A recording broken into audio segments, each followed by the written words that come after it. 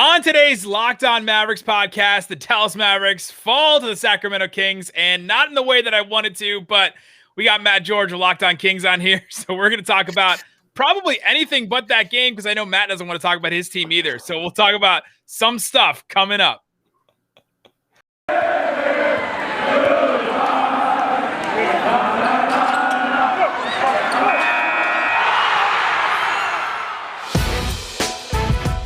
It's the Locked On Podcast Network, your team every day. I'm Luka Doncic, and this is Locked On Mavericks podcast. Dallas Mavericks are NBA champions.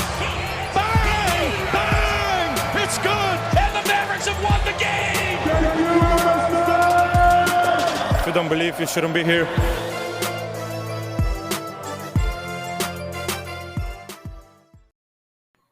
And welcome. You are Locked On to the Dallas Mavericks and Locked On Kings, also a crossover episode. My name is Nick Angstadt, media member and coordinator of the Locked On Podcast Network, host of Locked On Mavs, and joining me for the first time, I think, he's got some explaining to do. What you got for me, Matt George? I'm here to tank the show, baby. Matt George from Locked On Kings. Nick, it's a pleasure to be with you. You're absolutely right. I don't want to talk about this game. I don't want to talk about my team. I'll talk about the Mavericks. You talk about the Kings, and we'll give each other a break, all right?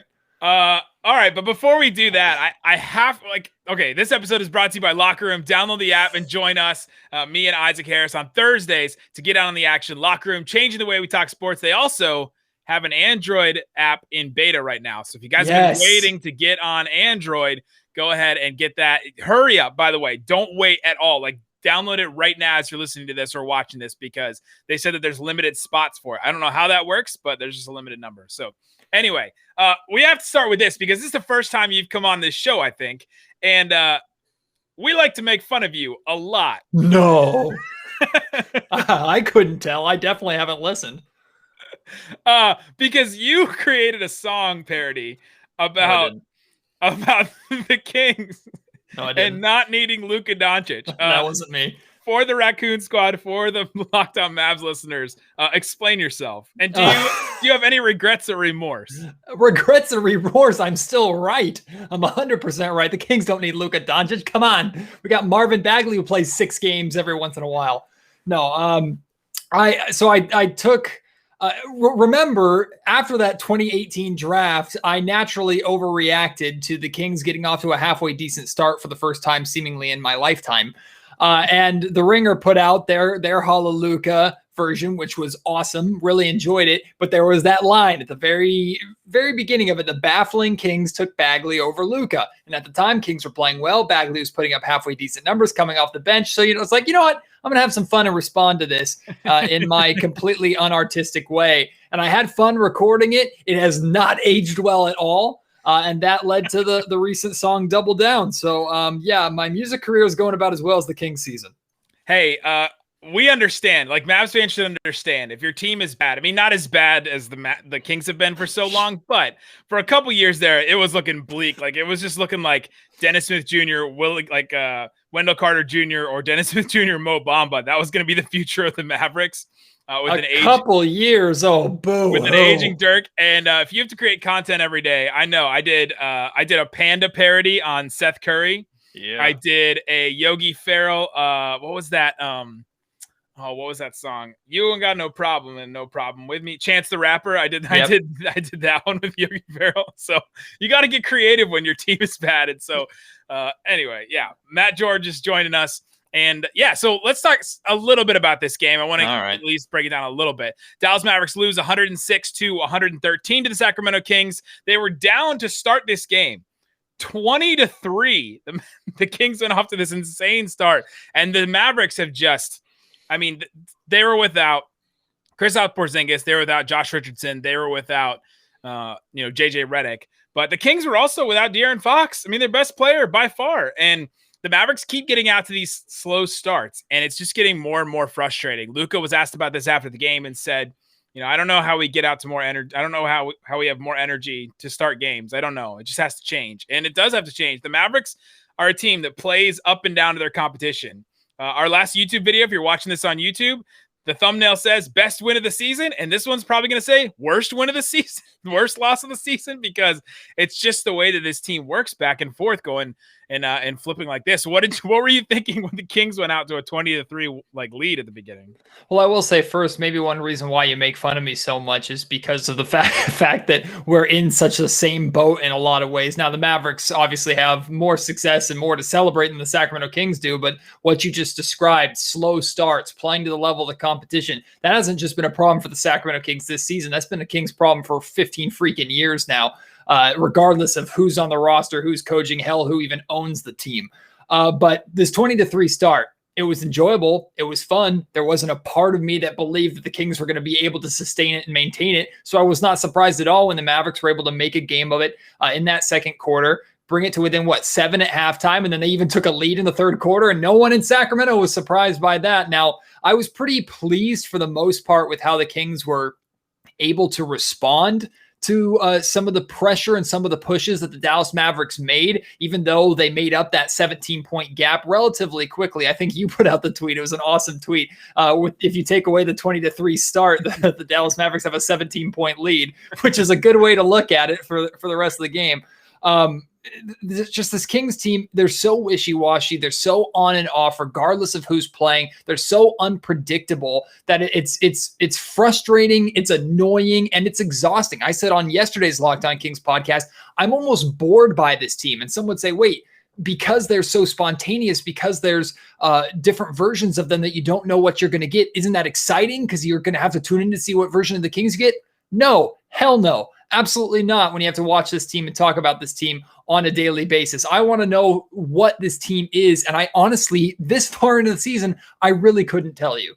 Yeah, and it feels that way with the Mavericks too. At least I would rather be in the position where you know that they can play up to certain competition. Like they've beaten the Jazz. They've beaten the Lakers twice. Like, the Lakers didn't have LeBron, but they did have Anthony Davis. But, they've had some pretty big wins this season.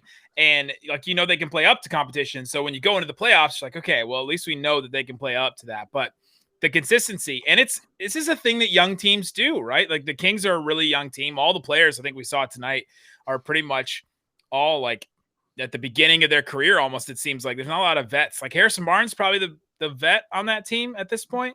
Pretty much. Maybe a couple of those guys have played a little bit more, but the Mavericks, people always say, well, they've got guys that have played a little bit longer in this league. But the three main guys on this team are Luka, Jalen Brunson, and Porzingis, and they're a young team. Those are all young guys. And so they play up and down in competition. It's just the way that it works. They get up for big games like the Lakers. They play, bad games against teams like the Kings, and they lost to the Rockets recently. The Rockets have 3 wins in the month of April, and the Mavs are one of them. So I actually have a couple questions about this Kings team, though. You say you don't know what this team is, but we'll get into them a little bit more because I really like Tyrese Halliburton. I thought he had a pretty decent game. He did not like the game that he played, and he did not shoot the ball well in this one, but I thought he had a pretty big impact on this one. We'll get into some of those guys. Also, I want to talk about Rashaan Holmes because this is a player that a lot of Mavs fans are looking at as a guy that the Mavs could add potentially this offseason, so we'll ask Matt about that coming up. But before we do, Locker Room. It is the place where you can go now on Android, by the way, to talk to us about the Dallas Mavericks. I don't know. Are you on there with Kings? Probably not. Not yet, but now that they're coming to Android, I'm psyched, man. I'm about to hop on there. It's the perfect place to start or join conversations about the league. You'll find fans just like you on Locker Room that like to complain about lots of Kings stuff and lots of Mavs stuff. Watch parties, debates, post-game breakdown. Last time I did a solo one, Isaac wasn't able to join, and we did one-on-one debates. I went back and forth and had, all right, who thinks this? Who thinks the Mavs should go after Lonzo Ball? Who thinks the Mavericks shouldn't go after Lonzo Ball? And I put them up one-on-one, and then I was the debate moderator. I thought it was pretty fun. Go download the free Locker Room app now, currently available on all iOS devices, and now there's a beta Android app. Create a profile, link your Twitter, join the NBA and the MFFL group, and follow me, Nick Van Exit, and you'll be notified whenever our room goes live. Locker Room, changing the way we talk sports. This year, the Locked On Podcast Network is partnering with the Draft Network to cover the NFL Draft this weekend live. Get insight analysis from the Locked On local experts and Draft Network's national experts. Subscribe to the Locked On NFL YouTube page to watch 3-day coverage live of the NFL Draft, April 29th to May 1st this weekend. All right, Matt, let's get into this team a little bit. Well, we kind of broke down the game. What happened with the Mavericks is they didn't hit threes. And when they don't hit threes, they don't win. That's just kind of the way that it is. They shot 12 of 42 from the field. Luka was just not insane. And if Luka's not insane and the team isn't hitting threes, they're not going to win games. Tim Hardaway Jr. had just some of the dumbest decisions I've ever made. I tweeted one of them out where he just took a three with 13 seconds left in the shot clock with two Kings in his face, like two hands in his face. And Trey Burke, who was pretty hot in this game, was playing one of the best games of his season, sitting over there in the corner by himself. He just completely looked off Trey Burke in the corner. And so he had, some weird plays. Josh Green, he's a guy that I'm going to bring up because I thought he's had some pretty interesting plays in this game. Played 16 minutes. He actually got some run for the Mavericks. He has not played a lot for this team. And so that's interesting for Mavs fans. But anything on the Kings side you want to get to before we talk about anything else besides this loss for the Mavs? Yeah, it's disappointing to see Harrison Barnes, who got off to another really solid start. He got off to a great start in last night's loss to the Golden State Warriors, a game in which the Kings should have won. And you talk about, it's funny, you talk about Hardaway Jr. making some questionable decisions. I could cut and paste Buddy Hield into that spot from the Kings perspective. I don't know if you saw last night, but Buddy Hield and the Kings trapping Steph Curry, forcing a turnover. Buddy had a wide open layup, literally nobody within 10 feet of him, except for Tyrese Halliburton, to give the Kings a 1-point lead. And Buddy Hield made his classic blunder of just forgetting how to use hands, I guess, and just dropping the ball and losing it out of bounds. So, but going back to Harrison Barnes, unfortunate to see him go down in this game after the great start that he got off to. Now, we believe it's some kind of groin injury, and I said this on my Locked On Now that I posted after the game, but I had a brief conversation with the former longtime athletic trainer for the Sacramento Kings, Pete Youngman, and he says this is one of those injuries that you typically miss a handful of games. So if that is the case, we hopefully will get positive news for Harrison Barnes going forward. But if that's the case, no Harrison Barnes and no De'Aaron Fox for the Kings for the foreseeable future. I'd say that would mean a lot of losses for Sacramento, but hell, with this freaking team, they might rattle off 10 in a row for no reason. Harrison Barnes, that was brutal watching him walk off. And it just was a slow motion. Like he kind of grabbed his inner thigh basically and just started walking the opposite direction from where everyone else was going. And you could just see it on his face. I tweeted out his expression. And that's a guy that Mavs fans still love. And we still, appreciate everything he did for the Mavs and everything he did for the Dallas community, and just hope that he's going to be okay and see how long he's going to be out there. And Nick, he's played since being traded from Dallas to Sacramento. He's played in he's had 103 games in Sacramento, and he's missed only 3, including this game here tonight, or part of this game here tonight. So that's pretty incredible how available Harrison Barnes has been. And one more thing on HB, I remember the night that Dallas traded him to Sacramento. I already knew plenty about Harrison Barnes. I wasn't massively excited about the trade because I knew the paycheck that was coming that summer on the other side of it too, if the Kings were going to retain him. Right. But I remember Harrison not leaving. I remember him being informed during the game that he was traded and deciding to stay on the bench and continue to support his teammates. That's the kind of guy that Harrison Barnes is. Now, this Kings team lacks leadership, vocal accountability, holding leadership, guys that will really kind of get in and get underneath players when they aren't doing what they're supposed to be doing. Harrison Barnes is probably the biggest leader on this Kings team, but he's kind of that mellow, quiet, well-respected locker room leader. To put it this way, Nick, what we've heard from multiple players is the biggest talker and communicator in the Kings locker room is Buddy Hield. Okay. So yeah, that tells you everything you need to know. Mavs fans have wanted Buddy Hield and wanted to trade for Buddy Hield in the past. Sure, all yours. Take him. Talk him off the ledge.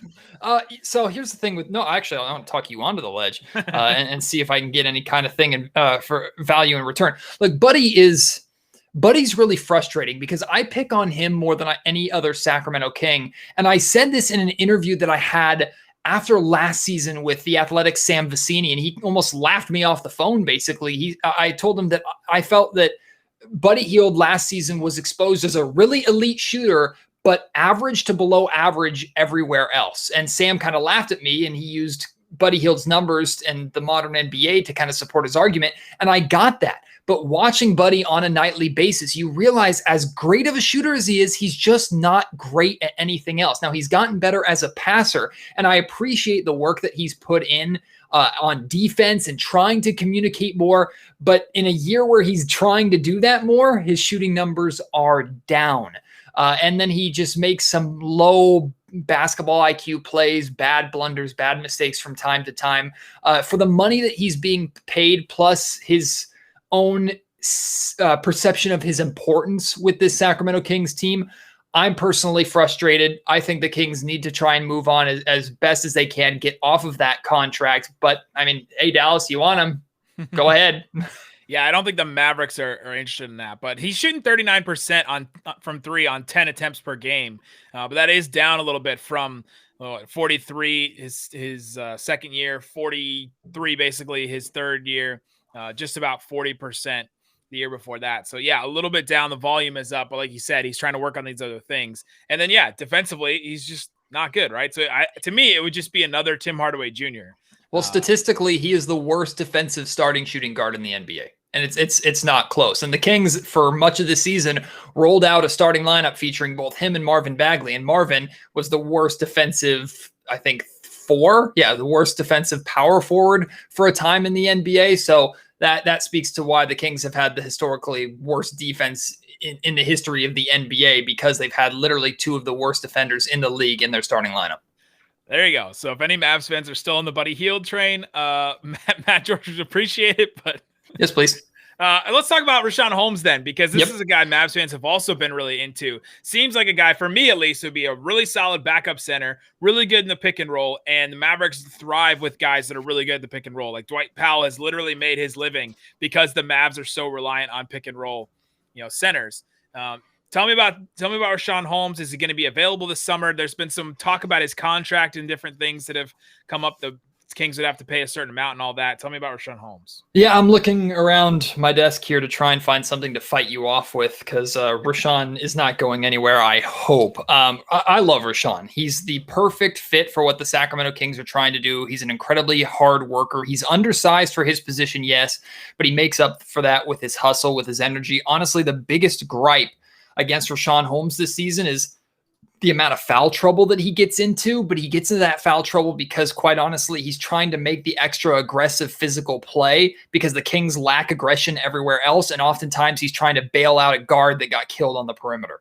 So Rashaan he's just so solid. He's so consistent. His push shot is one of the most automatic shots that I've seen ever. It just always seems to go in.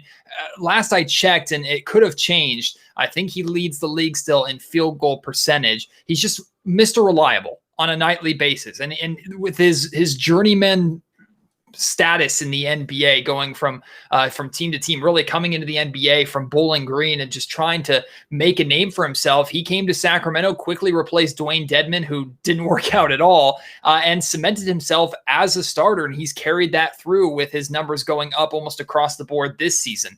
So Rashaan Holmes is going to get paid this summer, and rightfully so. Now, what are the numbers going to be? Really no idea, because the center market and big man market and free agency over the last few years has been so up and down and crazy and weird, right? But I believe it is a top priority for the Sacramento Kings to try and find a way to re-sign Rashaan Holmes. I know there's only a certain amount that they're going to be able to offer him. I don't know what that number is off the top of my head.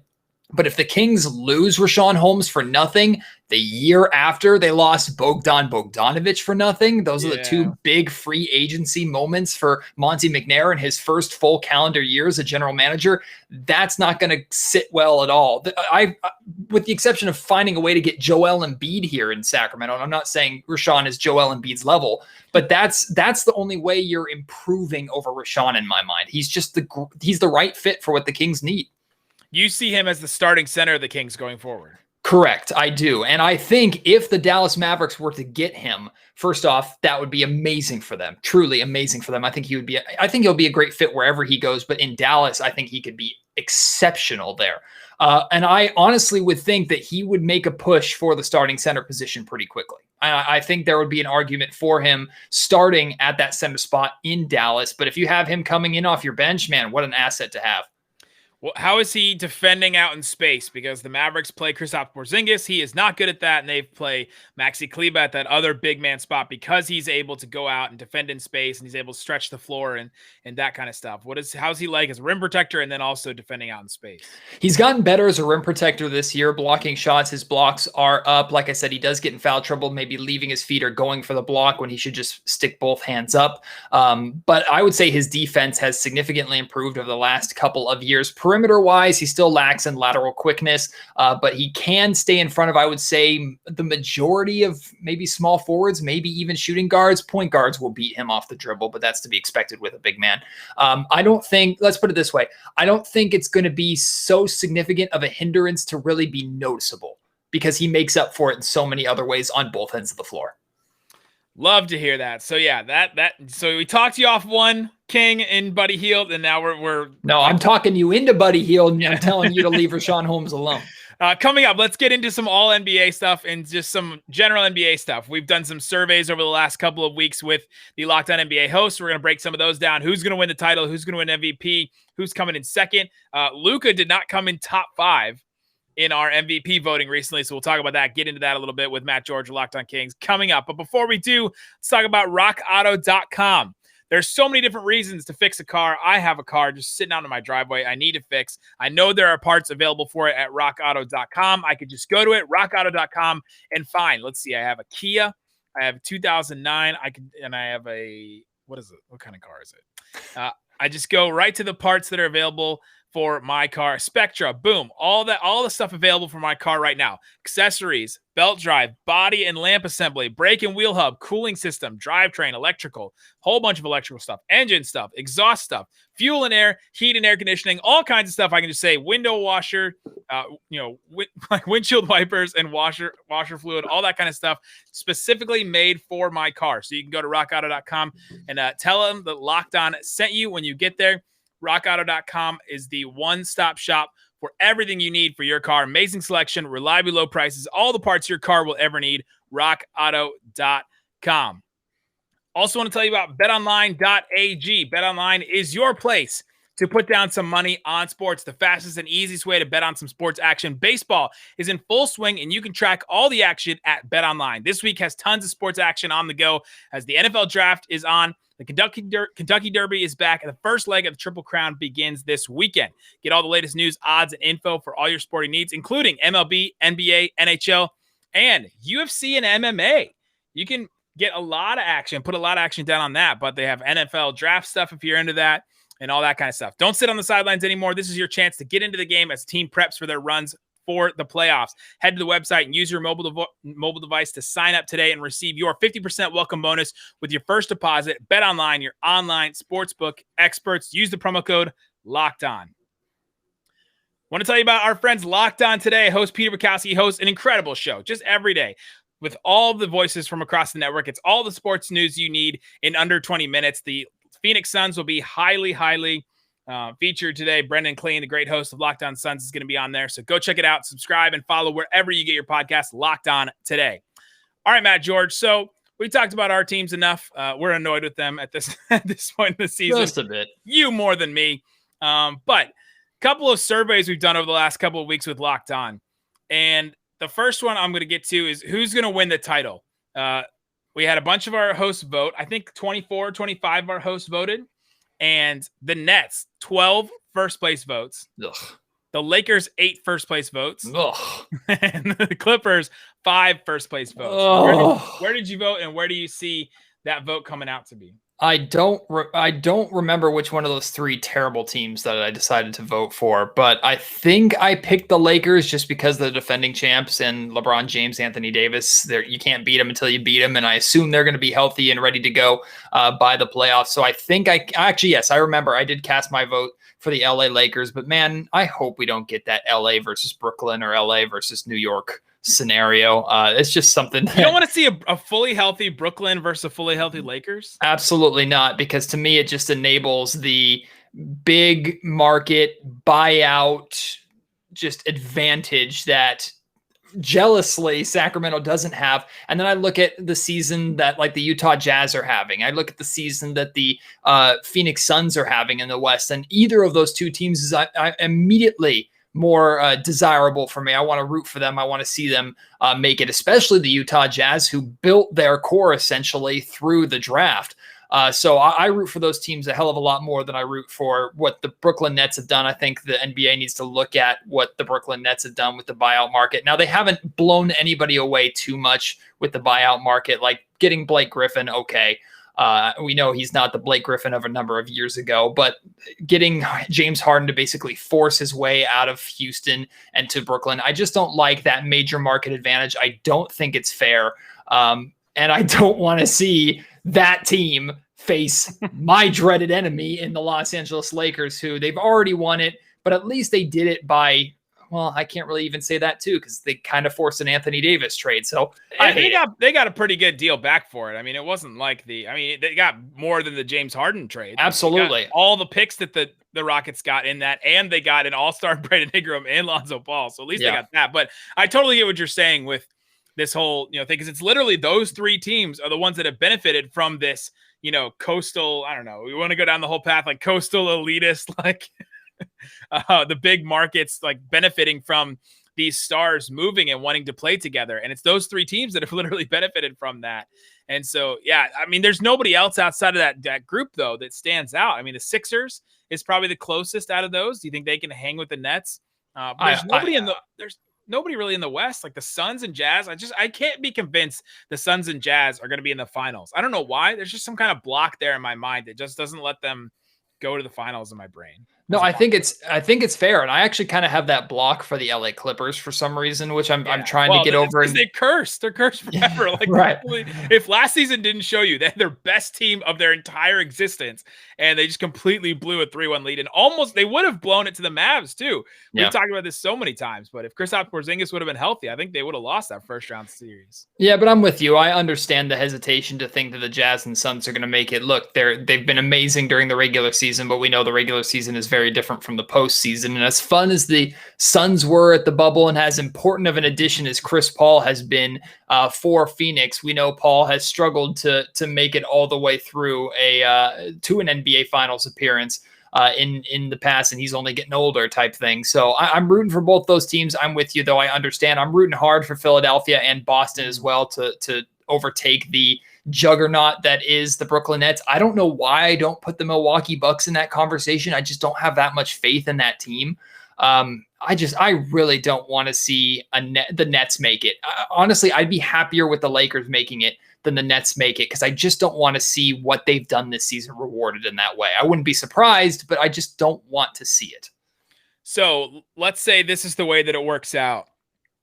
So right now, as the standings stand, the Heat would play the Hornets in the play-in. Let's say the Heat win that, then they would go play the Sixers.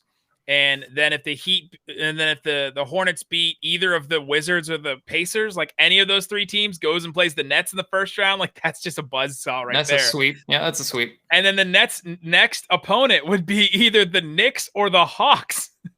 And then they would play whatever came out of the bloodbath of the Bucks, the Celtics, the Heat, and the Sixers.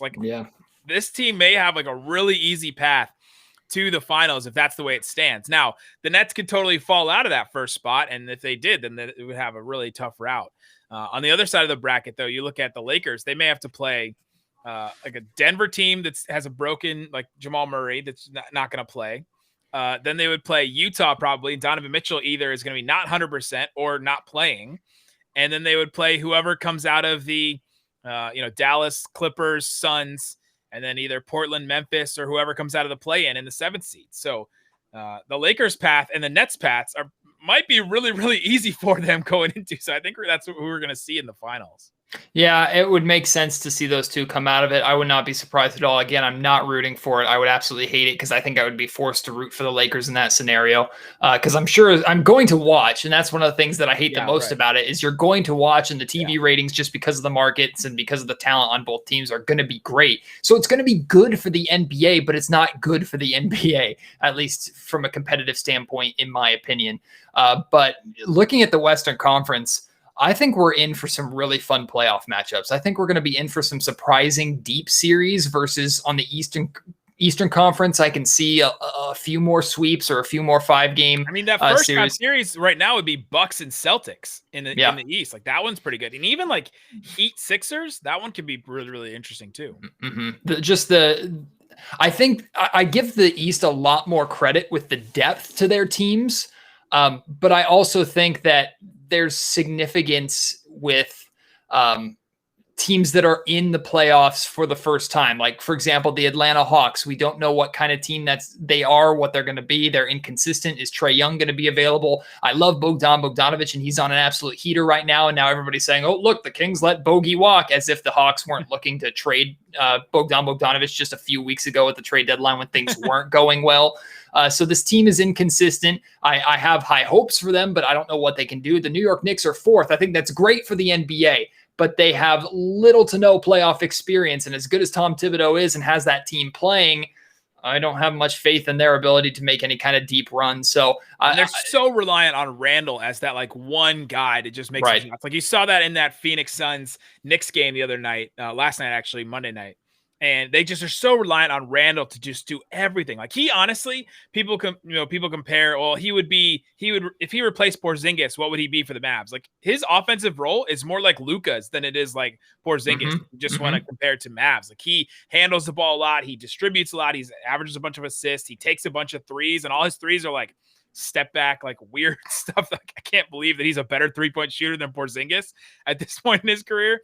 But yeah, they're so reliant on him. So I don't see the Knicks. I mean, it'd be so fun to see a Brooklyn Knicks series, and hopefully, like, if the Knicks win a game, Twitter is just done. Like, Knicks Twitter will just like explode. Absolutely. Especially if it's game one. If the Nets drop a game one like the Raptors, used to always do, then that would be hilarious. So there's two sides of the New York Knicks success for me. One is I think it's phenomenal for basketball that a good team is playing in Madison Square Garden. I think it's great for basketball. It's great for the NBA. It's going to be awesome for that market. I know I just kind of demolished the Brooklyn Nets for being in the mega New York market, but we know the Knicks have not done anything right despite being in that mega market. But then on the other side of that coin, the Knicks have always been such a laughingstock in the East that it made being a Kings fan and follower a little bit easier. Now the Knicks are good. And here's Sacramento like, well, dang it. we're still terrible. So I'm happy for the Knicks. I like what Thibodeau's doing there. I like that Knicks team. I love Julius Randle. Man, we were having conversations back in summer of 2018 about the Kings drafting Luka Doncic and signing Julius Randle in free agency that offseason. Oh, if I could turn back time. I mean, the Mavs, a lot of Mavs fans talked about that too. It's something that they would want to do. Julius Randle's from Dallas and all that kind of stuff. Before we go, I have to ask you about, let's see. Oh, here we go. I got it. I pulled it up. There's a stat recently that just absolutely blew my mind. And I think you know where I'm going with this, but holy cow, this stat about the Sacramento Kings. This stat about the Kings are going to have a losing season. When they lost the other night, it was guaranteed they're going to have a losing season. And so, winning seasons in Sacramento with Rick Adelman, who was coach when? Coach between... It was like that 2002. Yeah, it was during the glory era. I'm trying to remember which year he came to Sacramento. It was, I think it was like 97 or 98. I'd have to, I should know late that. Late 90s, early 2000s. 8 years, and he had 8 winning seasons in Sacramento. Winning seasons in Sacramento with anyone else as the head coach, 0 for 28. They've had no winning seasons outside of when Rick Adelman was the head coach back in the late 90s, early 2000s. Like that stat absolutely blew me away because that just is so weird. Do you have a response to it? End the show. Let's end the show. I don't want to talk about this anymore. I didn't have a good time with you. I don't appreciate you inviting me on just to do stuff like this to me. Look, it's already hard enough. 15 freaking years of this crap, and you have to bring this up. All right. Okay. And you, Josh DeBow, deciding to post stuff like this just because it's statistical and factual doesn't mean it doesn't hurt. Okay. God dang it. I hate when people bring crap like this up, but they're absolutely right. The Kings have been a revolving door of head coaches. And don't you like it? You will not like that. Damn it. I fave it. He liked and favorited it. Oh God. I'm gonna bookmark it. No, stop it. Just stop it. This is bullying and I'm not okay with it. But in reality, like the Kings have been a revolving door, or I call it a coaching carousel, just around and around and around and around they go. And look, it's talking about Luke Walton, whether or not Luke Walton's going to come back next season. He's done, right? Like they're going to be done with him. It's pretty, the belief is that he is going to be done, but I've talked about this a lot on Locked On Kings. I have little to no faith that it's going to change anything until it changes something, if that makes sense. Like there have been so many different coaches that have come through here, so many different players that have come through here, general managers. I even mentioned the ownership change during this 15-year playoff streak for the Sacramento Kings. It's such a cultural issue, just a culture of losing and being terrible and being mediocre and busted draft picks and mediocre free agency signings and wasting talent while they were here. It just continues. And there's just been so many coaching changes that the inconsistencies everywhere across the board are enough to make you want to pull your hair out. So that's not, when I saw it, doesn't surprise me at all. And Rick Adelman is an absolute legend. I hope he makes it into the NBA Hall of Fame, or I should say the Basketball Hall of Fame, because he's incredible. It's unfortunate that he didn't get his ring here in Sacktown, and we don't need to go down that rabbit hole. But yeah, Adelman's a legend. Adelman, what he was to the Sacramento Kings, there's no more important number than what that says right there. Yeah, there you go. Hopefully, Mavs fans, that made you feel a little better. But I also just feel I feel now for Kings. I hate you guys. I hate you guys so much. You stupid Mav fans. There we go. We'll be back tomorrow. Isaac will be back tomorrow. The Mavericks play the Golden State Warriors. We'll break down that game, guys. Thanks so much for listening to Locked On Mavs. Peace out. Boom. And now your moment of Zen.